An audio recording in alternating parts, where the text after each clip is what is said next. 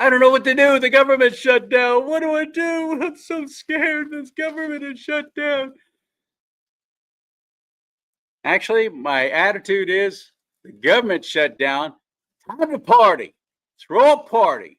Arthur Schaper is on Do Not Talk. Hello, I'm Charlie Simons, your host here on the big old bad old broadcast, talking to the people that everybody tells you you're not supposed to talk to, or politics and religion, two things you're never supposed to talk about. Before I get to Arthur, though, and we're going to talk about the government shutdown and why that applies to you and why you got nothing to worry about. This is not a time to scream and run. Please trust me on this. But I want to talk about my website. This just came in the mail. I bought a hat from my own merchandise store at charliesimons.com/do not talk. I bought a hat, shirt, mug. This hat I'm really excited about. And these are all designed by the team here at Do Not Talk, the team being me and my dog Spike. And it's looks like I love this, charliesimons.com. There's a website right there where you can actually purchase this very hat. This is my first time putting on my own hat. Do you know how exciting this is? I've never had my own merchandise store. Never even had well, I've had a website before, websites, but never had my own merchandise store. Look at that. Thank you, Father, for letting me have my own merch store. And now I'm gonna ask you to go there to my website and see if there's something you like and buy it. Would you please? You'll be helping the show stay on the air. Financially, I could really use the help. You can give there without buying something if you want. There's several different ways, including Venmo. But I got hats, mugs, shirts. I wish I had the box in here. I'd show you the shirt too. I just it says, what's one thing I always say? Courageous is contagious. I got it on a shirt, my little slogan. So I just love this so much. This is the coolest hat ever. Ever. So get your own at charliesimons.com. Stuff for men and women, kids, dogs, everything. charliesimons.com. All right. The government shut down. What do we do? Nothing, except stay right here. Let's get Arthur Schaper in the mix. Hit it!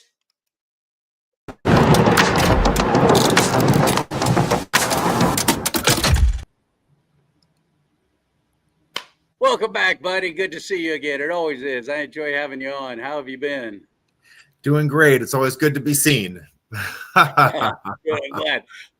Townhall.com and so many different places we can find what you write. You're definitely an unapologetic conservative and a Christian, and you don't pull any punches, which is why I think you and I get along so well. Let's talk about the government shutdown. I'm still getting my mail delivered. Why is that? I'm still getting the police and the sheriff and everybody else is still in force. Why is that? Garbage was picked up today at my place. Why is that? The government shut down. I thought everything was going away. Yeah, there you go. I mean, this is the Republican Party is in a very strong position now, not just because of President Trump and his unwavering leadership. There was a prior shutdown. I think it was in 2018. That was the longest shutdown in American history. And it didn't affect me even then. In fact, I was actually rooting for it all the more. I went to a town hall hosted by Congressman Brad Sherman, and you had a TSA employee coming out saying, I'm not working, I'm not collecting a paycheck because of the shutdown. And I'm thinking, when they fire all of you, that'd be great. I mean, that was something to celebrate right there. The federal government does too much, spends too much, is too much. So right away, I don't have a problem with the shutdown. It never affects us. Going back even to that 2018 shutdown, you had in Washington, D.C., in that area, that's the city that's going to be the most impacted by local services being cut because, D.C., the funding, it comes directly from the federal government. But individual citizens, they stepped up and they picked up the pieces where the federal government had failed. It also just goes to show why the framers were so brilliant to include that 10th Amendment. Any powers not enumerated to Congress belong to the states and the people. And frankly, more people start to realize, hey, the states and the people, we could do a better job than the federal government ever could. So everybody, I love the shutdowns right away because people can get a general reminder that the federal government shouldn't be that big of a feature in our lives to begin with. But now speaking about this specific shutdown, President Trump and the Republicans, they lined up everything with that big, beautiful bill. So all the key programs and policies that they wanted to implement have already been funded. So the Democrats trying to shut down the government isn't going to stop the deportations. It's not going to stop the building of the wall. It is not going to stop the ongoing cost-cutting measures. In fact, see, President Trump and the Republicans, they set up such an incredible setting here, because no matter what happens, they win. And that's the best kind of deal making you can do. So if the Democrats open the government, they get what they initially passed. But if the Democrats want to sit and double down on shutting down the government, well, then that gives Mr. Lutnick all the authority he needs as the director of the Office of Management and the Budget. I'm forgetting the acronym. I'll remember in a sec here. But there's so many acronyms. There's too many of them.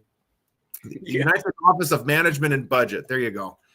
Okay. He's in charge, and so now he can not only enact massive cuts, but they could be permanent cuts. All of the DOGE reforms that Elon Musk wanted, Trump can now do them. And in fact, within 48 hours of the shutdown, President Trump authorized Lutnick to start cutting away. So the Democratic Party is screwing themselves over by shutting down the government, and it's a win. What kind of intel are they getting that they're thinking this is a win for them? So what's really at stake here is, who's the lead advocate for this shutdown? It's Minority Leader Chuck Schumer.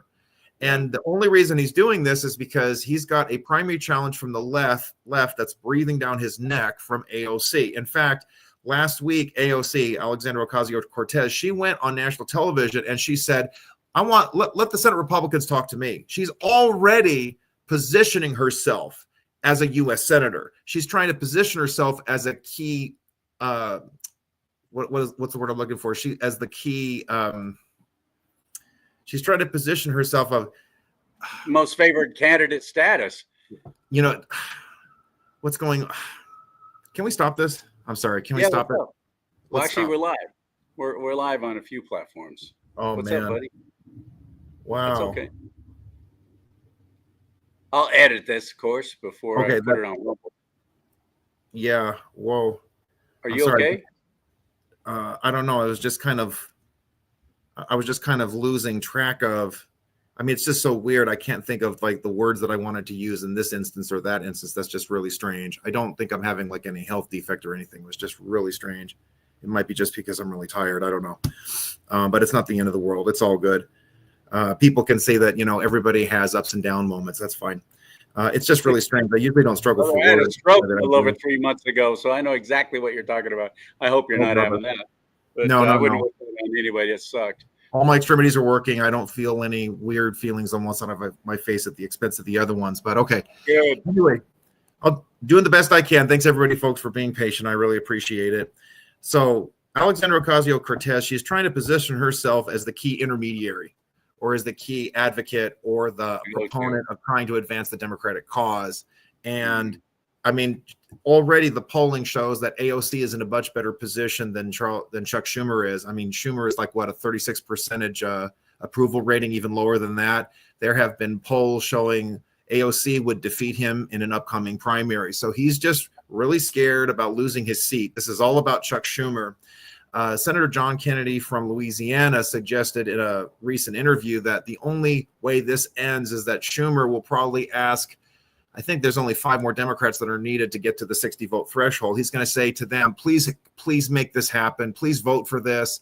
I'll yell at you in front of everybody, or I'll condemn the thing passing, but I won't give you a hard time. I'll help you out with anything you need in the next election cycle. So he wants it to end, but he still has to act like a tough guy.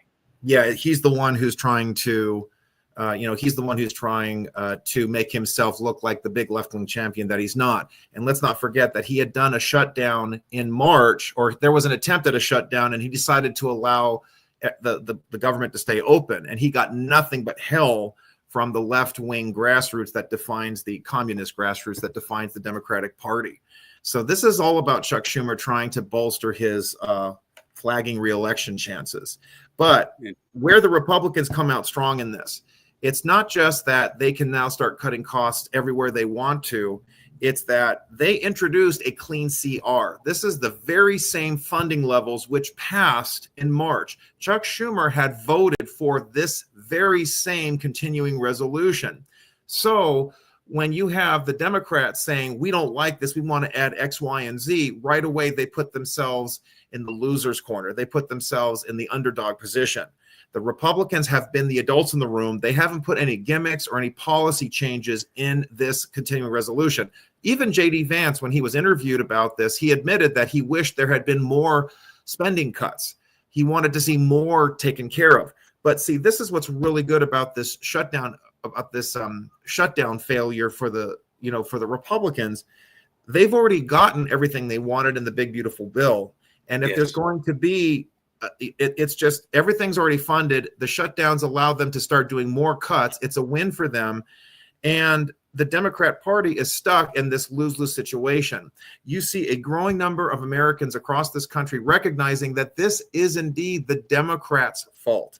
They are the ones who are shutting down the government. And it's not just they're shutting it down for the most perverse reasons. It's about benefiting illegal aliens. That's the weirdest thing. Yeah. And transgender surgeries for that group. Yeah. I mean, it is just like unseemly. It is how they are so committed to the 20% side of every 80-20 issue. They want the men and women's sports. They want the illegal aliens to have better benefits than American citizens. They want to mutilate kids in the name of gender affirming care. They are pushing and see, I was thinking about this earlier this week. The Democrat Party has championed itself as the voice of the marginalized. They've looked for every ideological coalition, whether it's the Greens, whether it's the LGBT, whether it's the open borders advocates, who all promote themselves as inherently marginalized, weak, needing to be defended and advocated for at the expense of the majority. This is how communism works. It's all about looking for the underdog, whoever is the oppressed versus the oppressor. But what starts to happen when you have all of these little oppressed groups, supposedly, now they are oppressing everybody else. Whether the Democrats like it or not, democracy works by who gets the majority of votes or who gets the majority opinion. And when you're advocating for these smaller and smaller interest groups that want to deprive everybody else of our rights and our funding and our freedom, you are going to lose. This is where the Democrat Party is today. They champion all these little isolated ideological demands at the expense of common sense. Donald Trump has seized on that. He has won on every issue. And the grassroots that now controls all the levers of power in the Democrat Party, especially in the primary processes, are just stomping on current Democrats. Look what David Hogg tried to do when he was one of the vice presidents of the Democratic National Committee. He wanted to start primary challenging incumbent Democrats because he didn't think they were sufficiently left-wing enough. You had old school consultants like, you had the guy like James Carville, like James Carville right there, who helped the Clinton campaign. He was just he was absolutely pissed about it, screaming and yelling and cursing every time he was interviewed about this. He was so upset. And David Hogg is now gone because a political party exists to help the people who are members of the party and the ones who are elected. We may not like that, but that's always the tension between establishment and grassroots. It's inevitable with every political structure. But for the Democrats, those grassroots are so out of touch. They're so elitist. They're so cut off from the rest of the world. And now they're forcing their own representatives to be cut off as well. They're locked into this box. This is the problem they face. And the Democrat caucus, maybe they get rid of Chuck Schumer. That's not going to help them because then whoever they put in his place, and it's like Dick Durbin, he's now retiring because he knows that he can't be left-wing enough. He's fed up with it. He's leaving. Tina Smith from Minnesota. These are the bluest of blue states. And the current senators don't want to be there anymore. This might shock people, but, Robert Menendez, the former U.S. Senator from New Jersey, he just went to prison for corruption charges.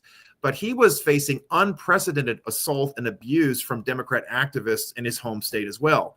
In a way, his trip to Club Fed might be an improvement over the abuses he was taking as a U.S. senator. My point is there is no way anybody can take the place of Chuck Schumer. It is impossible because they're in the minority. They don't have power right now. And that's going to be the way for the foreseeable future. And here's the other thing. Let's say even the Democrats were somehow able to win this shutdown fight. The way that the Senate map is outlined for 2026 is extremely hard for Democrats. The only possibilities are picking up a seat in Maine and North Carolina, maybe. And North Carolina, it's already a dead heat, even with an open seat.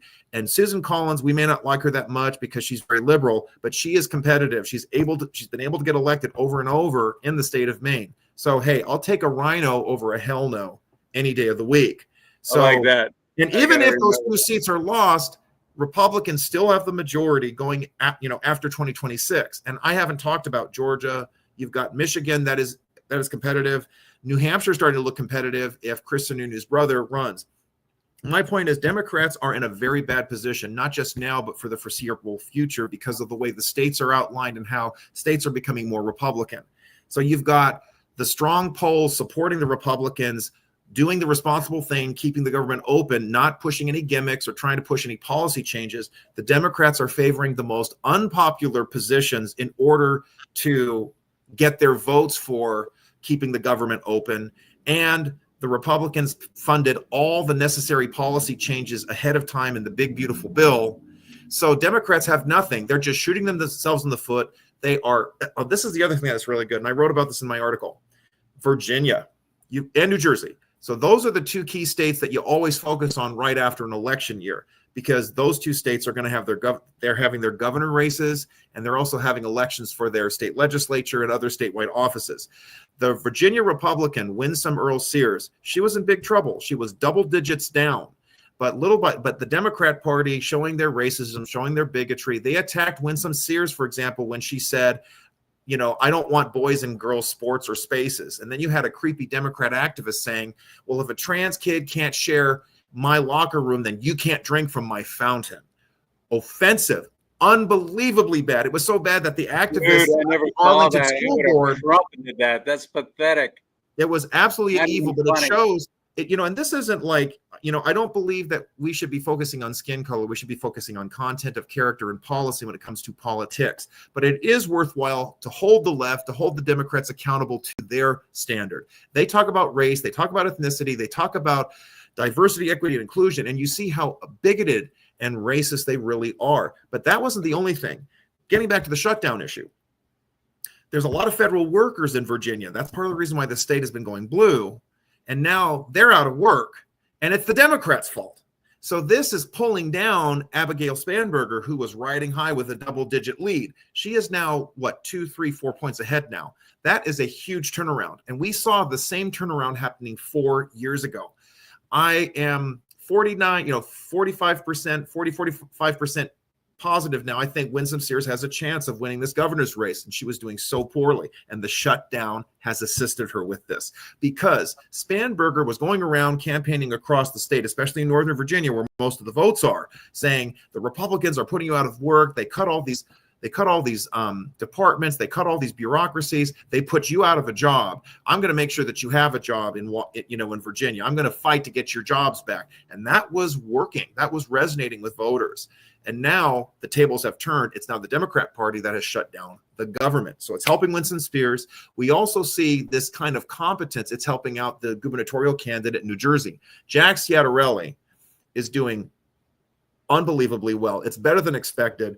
The registration has shifted to the right so much so. I mean, Kamala Harris barely won New Jersey. It was 51% of the vote. It has never been that close. And ever since Republicans last won the state, I think it was in 1988. And to see the numbers moving in the right direction in both senses of the word, the registrations are improving. You have local Democrat mayors, legislators are endorsing the Republican. Labor unions like the police officers associations in New Jersey, they have endorsed the Republican. This is a public safety question. It's not a big government largesse question. That's my view on it.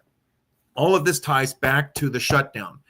But what's really exciting too, building not just on the ongoing plus side and the approval ratings improvements for the Republicans, we're seeing a long-term cultural shift taking place. We can go all the way back to 1995, 1996, when Republicans first took back the House for the first time in 40 years. Republicans were getting used to being in charge again. Newt Gingrich had to learn. Sonny Bono, from Sonny and Cher, they had gotten divorced, but, he got married again, built a family. He got elected to Congress. Now he was a celebrity. He had experience as a celebrity in the public eye. And he was explaining to news reporters, and he even tried to explain to Newt Gingrich, who was the speaker at the time, Newt, you have to understand something. You're a celebrity now. So whatever you do in public is going to get scrutinized. Even if you have the best of intentions and you have the best reasons and the argument for what you're doing, you still have to make the case in a different way to the public. And that's something that Newt Gingrich struggled with. All the Republicans struggled with this because they had never been in the majority. They hadn't been in the majority for 40 years. I don't give them that hard of a time. But keep in mind, 1996, Bill Clinton did get reelected. So it was a bit of a setback for them. Republicans were blamed for the shutdown, although they got some of the concessions that they wanted. Although ultimately there was that silver lining. And of course, Newt Gingrich repeatedly references this. The Republicans did gain 3 more Senate seats that year. So even though Bill Clinton won, Republicans did get more U.S. Senate seats. So there's always a trade-off. But this time around, to me, that we stupidly reelected Bill Clinton, considering how dismal his first term was. But then we did the same with Obama, didn't we? I don't get it. It's like anybody that's an incumbent isn't automatically okay. Go ahead on. We've seen that with Chuck Schumer in New York. How long has he been there? He's like Nancy Pelosi in San Francisco. They just get in there and they're like ticks, just burrow in, keep sucking off the system. And they don't go anywhere. I love the idea of term limits. I don't think you're too crazy about it. But definitely a difference of opinion there. They have to vote on doing it to themselves, and they're not interested in that. But Chuck Schumer's been there how long now in New York, and he's been hapless, feckless, ridiculous, says stupid things. I've always thought so. And this shutdown thing is just astounding to me because it's like they put zero critical thinking into this. Well, if we actually shut down the government, are we going to be giving President Trump the ammo that he needs to finish us off, which is what's happening? A couple of things I can respond to the question. He was elected. His first election to U.S. Senate was in 1998. He defeated a Republican, but he was in the House of Representatives starting in 1980. So, I mean, he is a fossil. He's a fossil fixture of Washington politics. And before that, he was in the state assembly in New York State. And there was a time, when Chuck Schumer was, common sense, he had some sanity about him. He railed against public benefits given to illegal aliens. Just before Barack Obama was elected, he opposed illegal immigrants getting jobs ahead of American citizens. He had an America First, rhetoric about him that Donald Trump has not only talked about, but he's actually implemented. The Democrat Party was more attuned to the needs of working man, did not want open borders, did not want amnesty. It was the Republicans who were too often pushing this. From 1980, Bush and Reagan, when they were still fighting the primary, they were debating who could be more lenient on amnesty. It's kind of shocking. That was in 1980. And of course, Reagan signed off on an amnesty in 1986. Trump has really changed things in the Republican Party, and for the better. Thank goodness that we have a president who is not only talking about securing the borders, but is actually doing it. The language, the rhetoric has changed among U.S. senators and congressmen. They're not only talking about stopping illegal immigration, but stopping mass legal immigration. And we all feel the reason why. Cost of groceries up, cost of housing. Housing has gone up, and a big reason is the massive. We're going to have to close ourselves off from the world. If you want to call me an isolationist, so be it. But we got to take care of ourselves for a little bit here. Thank you. Before we consider bringing in more, because we've had 20 million illegals come in for 4 years of Biden. So 4 years, and then there's that large population of illegals beforehand. From even when Bill Clinton was president, talking about we must secure the border, there were still illegals coming in, not nearly as much, but we've seen this problem over and over compounding. And it ties right back to the shutdown again, because the American voters want the secure border. They want the illegals gone. They want their communities to be safe. And the Democrat Party is not hiding anymore that they care more about illegals and foreign nationals, and it's a deep offense and it's a deep affront to voters. 30 states where you can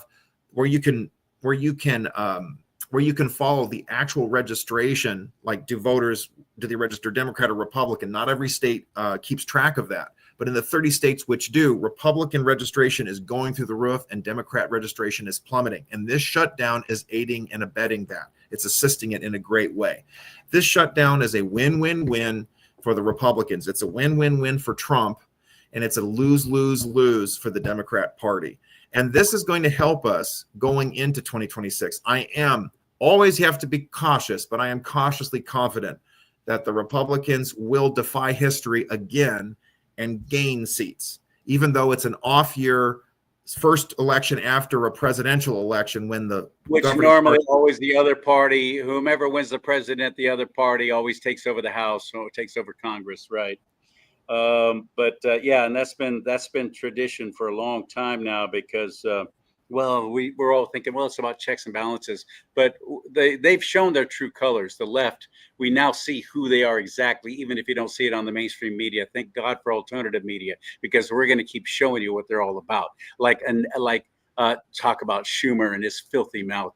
That's the biggest complaint I have about those who are holding public office. They're getting freer and freer with their ridiculous language, including President Trump.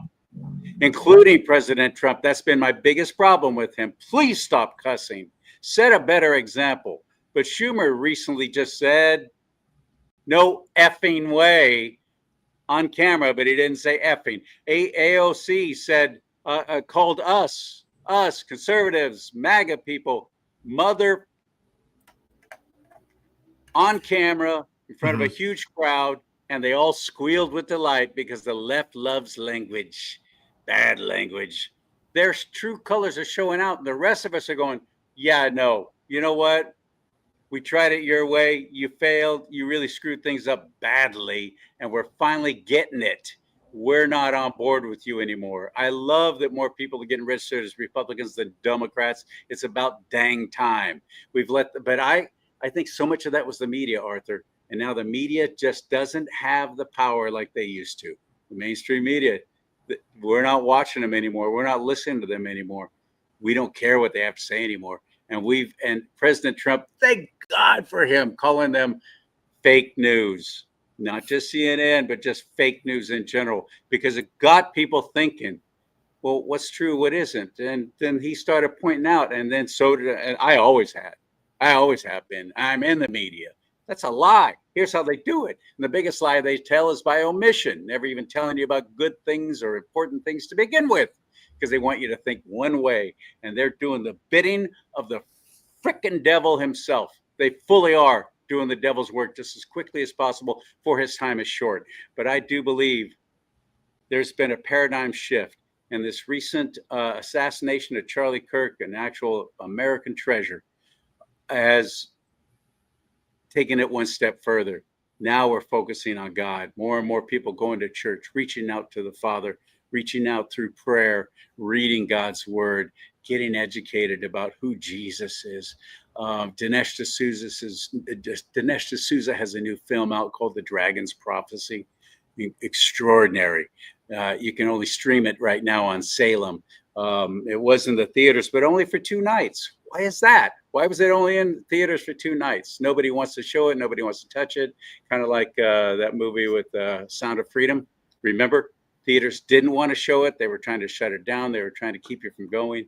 There's also that another one of his documentaries, Death of a Nation. That was the last movie I watched in an actual movie theater, by the way. That was 7 years ago, and I just haven't gone to a movie theater since. I just think, hey, if I can get it on Netflix, or I can get it on YouTube, or I can borrow a video, see a DVD from the library, hey, I get it for free. I don't have to spend the exorbitant cost. I do want to go back to a previous comment you made about the media and the fact that corporate media no longer has the power that it does. President Trump has changed the calculus completely. He mastered the media. He took advantage of their greedy need to focus on him and to play up his campaign. They were so convinced he was going to lose in 2016. Of course, that backfired on them. But his campaign, his presidency has risen alongside the the multifaceted power of social media, alternative media, individual media, and that includes the individual members of Congress. They can go to X, they can go to Facebook, they can tell the story, they can tell it like it is. We get to see what's going on the floor of the House or the U.S. Senate much more easily. And yes, C-SPAN's been great for that. Yeah, C-SPAN it's free, public, available. It was always like that. Well, not quite, because you had to have cable in order to sign in or to turn on C-SPAN. But now I can turn on, I can watch a C-SPAN hearing anytime I want via the internet. That has opened the doors considerably. They can't hide anymore. They can't hide anything. And corporate media, they can't carry the water for Democrats. I'm tying into something a little more recent. We saw Katie Porter, the gubernatorial candidate, the former congresswoman from Orange County. She had a total meltdown. What a train wreck. She was just getting, casual questions, and they were properly pushing back on her. But the real reason why she struggles and why you see other Democrats struggling is they now realize they can't hide behind corporate media carrying the water for them, propping them up and shielding them from tough questions. They tried to do that, in fact, the last time with Kamala Harris. And the result, President Trump sued them, went after them for violating federal communications laws. They were forced to pay a huge settlement. They can't do that anymore if they want to stay in business, because now there's an enforcement mechanism, because President Trump did the right thing. He sued CBS for giving a selectively edited version of Kamala's interview on 60 Minutes. Those days are over. Corporate media now has to step up their game, because they know they're facing stiff competition from people like you and from people like Ben Bergquam and Steve Bannon and the other podcasters who are not afraid to ask the tough questions, seek the real answers, and confront elected officials and general activists in the public trying to get to the bottom of things. It's no longer possible to fool the American public, and there is such a great disdain for corporate media that they don't care anymore when they scream and yell about the shutdown. I see all of these sob stories about this poor federal worker or that poor bureaucrat who isn't collecting a paycheck right now. Guess what? I don't care. This is a very bad narrative that the media is stuck with. They're supposed to defend the Democrats who want to give money to illegal aliens. They're supposed to be defending the Democrats who want to promote and secure 30, 40-year tenured bureaucrats who've wasted our money. And let's not forget, there's been numerous stories that you've got federal bureaucrats who watch pornography, play computer games all day rather than working. This is not a winning narrative. The only people that we should care about who are not getting paid right now are the National Guard and our military. And you know what? It's not the Republicans' fault, because they paid for everything. They issued a clean CR. Democrats are lose, lose, lose, lose, lose. This is just going to up the ante for Republican victories next year. Hey, maybe this will be the new longest shutdown in American history. I don't have a problem with it. It's nothing but wins for Republicans. I don't either. Bring it on. I'm having a good old time. And if you're feeling sorry about these poor people who have federal jobs who aren't getting paid, here's what the truth is. They've been furloughed. In other words, it's a paid vacation. They will get full pay at the end of whenever this ends. And I know this personally. They will get paid. And if they have to struggle for a little bit right now, welcome to the real world. Budget, it's what it's called. We have to do it. So they will get paid. That's a load of crap. Don't buy it. But here's what I'm concerned with, Arthur. And here's what I've heard. What's being passed around amongst the Democrats is, if we can hold out long enough, ICE agents will start quitting because they're not getting paid. And these ICE raids will end, and we'll look like heroes. Just a reminder, all of the funding for ICE, for border security, it was already taken care of in the big, beautiful bill. Every major policy win has already been funded. So the Democrats are trying to shut down to stop the Trump agenda. It's too late. It's still going to be carried out. And I can also tell you, for people who care about our veterans, I know someone who works in the VA.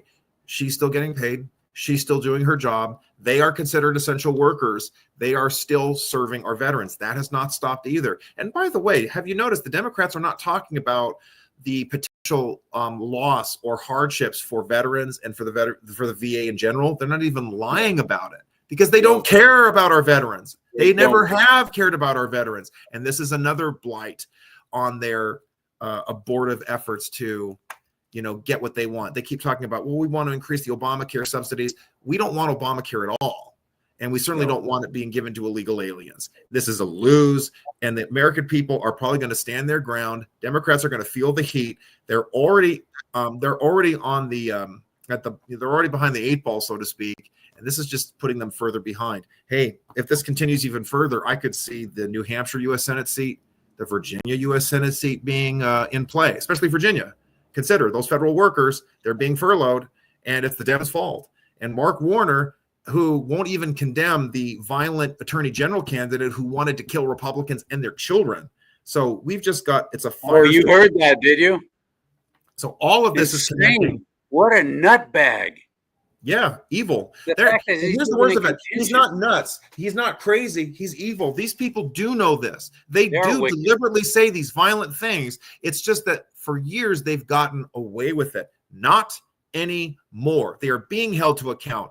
With the assassination of Charlie Kirk, like we talked about earlier, you've got teachers, you've got political figures, politicians who were all celebrating his demise. But there is a different attitude in this country, and we the people have a lot more power. We have more media authority, and we're able to punch back, hold them accountable. It's not cancel culture that we're engaging in; it's accountability culture.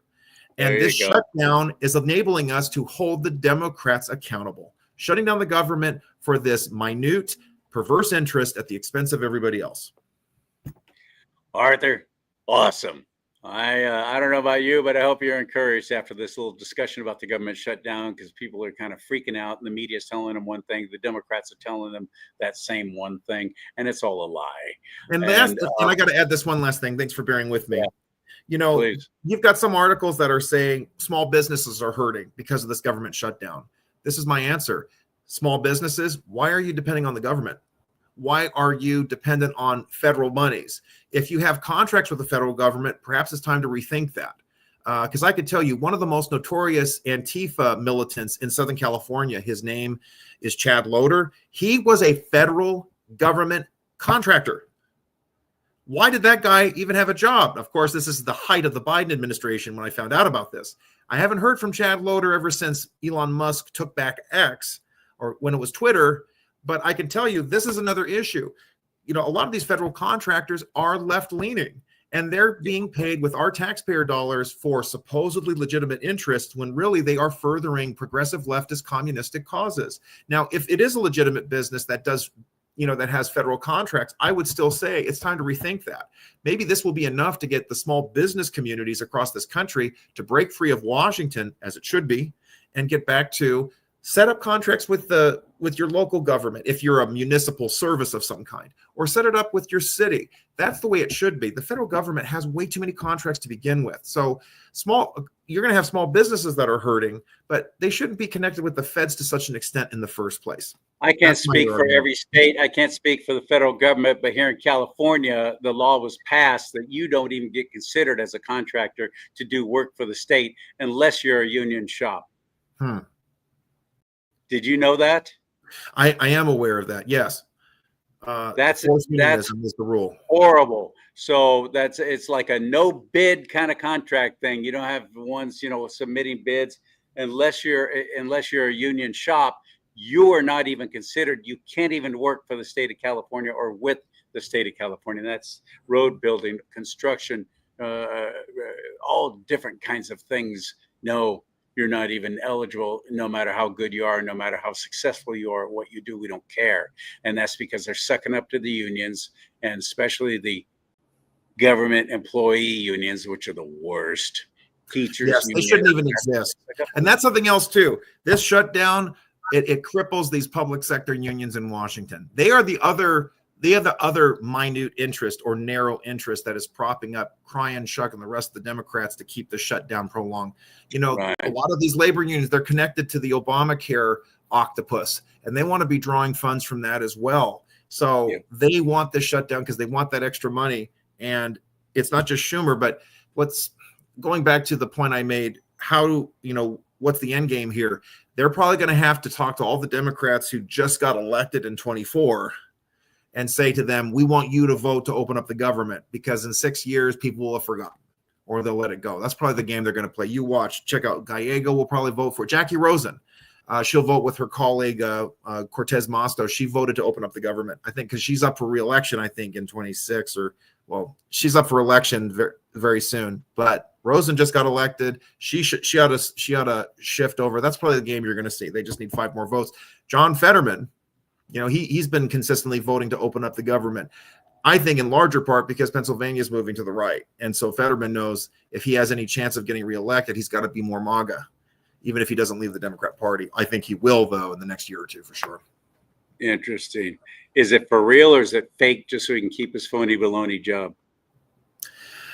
Politicians, their motives are all up in the air, but if they are driven by principle, you'll know that by they vote a consistent way and they'd rather retire than try to change how they vote. But a lot of politicians, their number one job is to get reelected. So they'll shift gears depending on how the ground shifts under them. I mean, even with Thomas Massey, I have to say I'm actually very disappointed in him. He's actually a whole lot of them. I've heard there's reports he's starting to get George Soros money, or there are left-wing groups that are funding him now because he's so anti-Trump. And I'm fine with him leaving. And Marjorie Taylor Greene has become a disappointment. I know I have her poster here somewhere. I guess I have to take it down. Now, why is that? Because I still like her. And Tom McClintock took a swipe at her last week when I had him on. He and I had already argued about a few things, so I didn't want to say, "You kidding? I love her." But is it just because of is it because of the anti-Israel stance that she's taking, or what is it? Let me start with McClintock. I saw some of your interview. I'm so glad that you got him on your show. It really shows the influence you have now. And Dinesh D'Souza, congratulations. But see, McClintock, I think of him as a principled representative. That's a principled decision he made to vote against censuring Ilhan Omar. He's still wrong, but it's a principled decision. I really do believe that. He's in a safe district. I've seen him. This has been a consistent decision of his. He voted against impeaching Alejandro Mayorkas. That was a decision he made. I don't agree with it, but on a lot of stuff, I do agree. He voted against every budget when he was in the California state legislature. He has repeatedly resisted the massive spending increases. He has run excellent committee hearings as well. So I give him a break. I just disagree with him, but I think he's a principled conservative. I really do. On the other hand, someone like Marjorie Taylor Greene, she has really gotten caught up in the media. She is very much a media creature congresswoman. That's how she became famous. She had to do that initially. She's in a very red district. Democrats don't have a chance.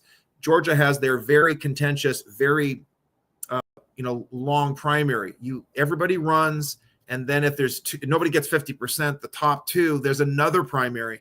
And not only that, but in Georgia, if you go to the general election and you have like 3 or 4 candidates, and nobody gets 50%, then there's another primary into January. So it's a very prolonged process. It can be in Georgia. Now she's in a red district, right? So she's got to hit to the right as much as she can.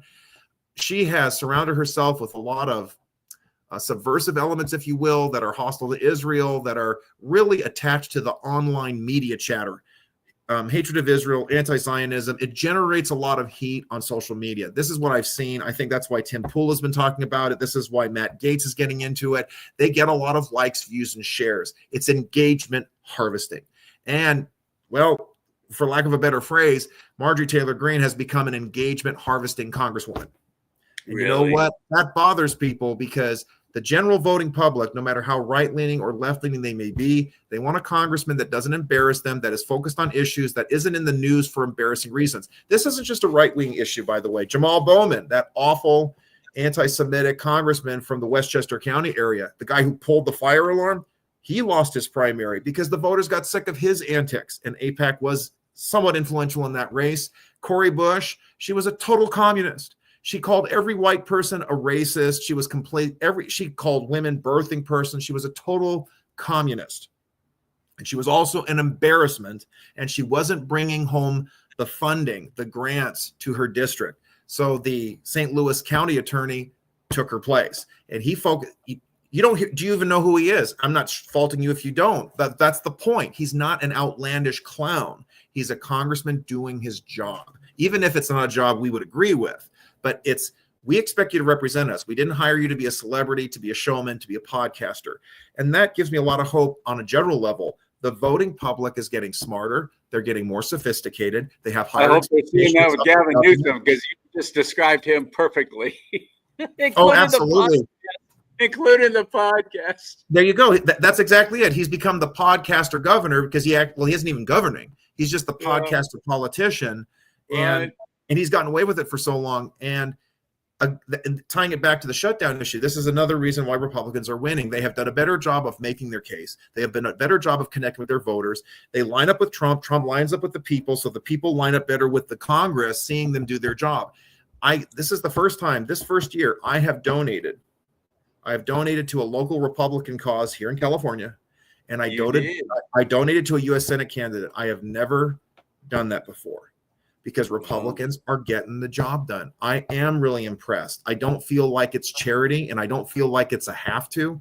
In the past, I would get those awful phone calls. I might have talked about this in a few podcasts prior or interviews prior, but they are getting the job done now. It's better. It's not perfect. There's always room for improvement. And they better have a good successor in place because Trump isn't going to be here forever. Republicans. Well, we did talk about that on a national platform, the Republican Party, yes, but California, no. The party, no. Local actors are doing a great job. Grassroots, where the future is. Party's not getting behind them, not even helping them financially, not doing a damn thing for them. Especially if you're grassroots, they're not interested. I can give you a special shout out to Shiva Bagari, David Hernandez. I know Southern California. You know Northern California better than I do. No, you just mentioned two of my favorite people right there, though. I love them. Denny Schneider, he lives in the west side section of Los Angeles County. He is always doing stuff. He invites candidates to his home, and they have learned how to parlay they're not worried about the shutdown. They're focused on building up. They want to help California be strong. They want the Republican brand to be strong again. They're working on this. Trump has given us a lot of credit. And you know what? Going back to the fight, shutdown politics, what it really comes down to is, are you the one being the adult? Are you the one that's doing the bare minimum just to keep things running? That's the side that usually wins. And this time around, it is the Republicans. Clean the side that also wins is the one whose their people show up. The people get the government they want are the ones who show up. And we Republicans have not been showing up to vote in primaries, midterms. We'll show up for the presidential election. We'll vote for one or two candidates, not even fill in anything else out. It's pathetic. It's got to stop. I'm so frustrated. And this vote by mail thing seems to have made it nothing but worse. People aren't even doing any little research at all. So hopefully you watch these shows. We mention names. We bring people up. I have a couple of candidates coming up this weekend. They're going to be on. Pay attention. Even if they're not in your area, you're thinking, I like what they're saying and we need more people like that. Send them $20, send them $50. Trust me, the Democrats have been doing that for a long time. Do you think anybody in Nancy Pelosi's district give to her re-election campaign? Not at all, because she's safe and they know that. So they'll send it to other areas, Northern, Southern California, wherever that an actual grassroots Republican is making some inroads. And they will send money to oppose that and to fight against those people, even if it's not in their district. Why aren't we doing the same to support somebody we like? So start paying attention, please. You only have a few days left. I think October 20th is the last day to register to vote, to be able to vote this coming November, the first Tuesday in November, a special election that's costing us over $200 million, taxpayer dollars for Prop 50, for that pig that some people call a governor, to be able to reshape the lines of the state in his little districts. He's taken it away from the committee that we elected, that we voted for, that we wanted that. He's taken it away. And it's all about, we got to stop Trump with his power grab in Texas. That was legal what they did. What Governor Hairdo's doing is not legal. Do you understand this? We got to show up in numbers too big to ignore. So you have until October 20th to get registered to even vote, to be able to vote in this coming election in November, just next month. Small correction. Next month, you get it? So it's register to vote register to vote.ca.gov. Register small correction. I got to say this though. Small correction. You can get a provisional ballot the day of. This is California. We see this corruption. You can get provisional ballots the day of. Now it's provisional, but you can show up and say, I don't have a ballot, I want to vote. So This is Son of a gun. I didn't realize. This is my slight suggestion. The rules are bad, but let's use them to our advantage. Ballot harvesting exists. Let's use it. You can register the same day. I think it's wrong, but fine. If it exists, let's use it. So that's a responsibility, or that's an opportunity. This is an election that will be decided by the high propensity voters. And in California, the ones who will vote in every single election for every single item, it is the Republicans. A long list of newspapers have endorsed no on Prop 50. You have 37 sheriffs across the state have said no. There are Democrat and Republican sheriffs who have said no. The League of Women Voters opposed this. You had Courage, Courage Campaign, or as a Courage PAC, I think it was called. Sam Blakesley is on its board. They had said no. If they have faced any kind of pushback, they haven't gone all in and started campaigning for it. So I think we have a chance of stopping this. I really do. As long as we focus on California. So much. That's the thing that hurts the most. We don't get that back. It's costing us $200 million. And then the Secretary of State, that train wreck, Weber, however you say your name, I don't care, made a mistake. So they had to send out a whole bunch of new ballots. How much is this special election costing us? $300 million. We're broke. We're broke. How does that happen? Well, how come Democrats here in California aren't going, that's it, throwing the towel? If Prop 50 passes next month, Arthur, we're screwed. Ski-rood. So we got to make sure it doesn't happen. I'm going to write off this state. I swear to you, if that passes, and my own California Republican Party, I'm not even seeing them get involved, but I'm seeing the central committees get involved on a local level. We're speaking up. We're getting out there more than I've seen on anything else, and that makes me happy. That makes my heart happy. Where do we find you? How do we follow what you're doing? You got a blog spot, right? aschaper1.blogspot.com. Thank you for allowing me to share that. I'm published on Town Hall, American Greatness, American Thinker, and even Canada Free Press, of all places. They love to publish the stuff that's happening in America, because without an America, there isn't a free world. That's Canada Free Press's own motto. And I still love the work I do for mass resistance. From time to time, you've given me the opportunity to talk about the great things we've been doing there too. Can't thank you enough. Love them. Thank you, brother. Talk to you soon. Anytime I can check in with Arthur, that makes me happy. He is like on it. He is such a smart dude. And you'd be really smart too if you got registered to vote. registeredtovote.ca.gov. I hope you understand. I'm sorry if I got a little passionate there, but we can't afford to lose this. We can't afford to lose this. And don't forget how they cheat. This is another one of those too big to rig. Until we can get a Republican governor in there next year, which I don't see how that's going to happen either. With all the cheating that's been going on, and my own elected representatives don't even talk about it, including Congressman McClintock last week when I asked him about it. Well, there wasn't enough. There wasn't proof. There wasn't proof that there's fraud and cheating. Okay. I think my point is, we're on our own. Cavalry's not coming. We're on our own. registertovote.ca.gov. Please join me. Please register as Republican, because we need you next summer to be able to vote in the Republican primary to see who's going to the big election in next November, a year from next month. Can you believe it? But this special election on Prop 50 is next month. Got to have you. May God bless you and keep you. May God bless America. May God save you.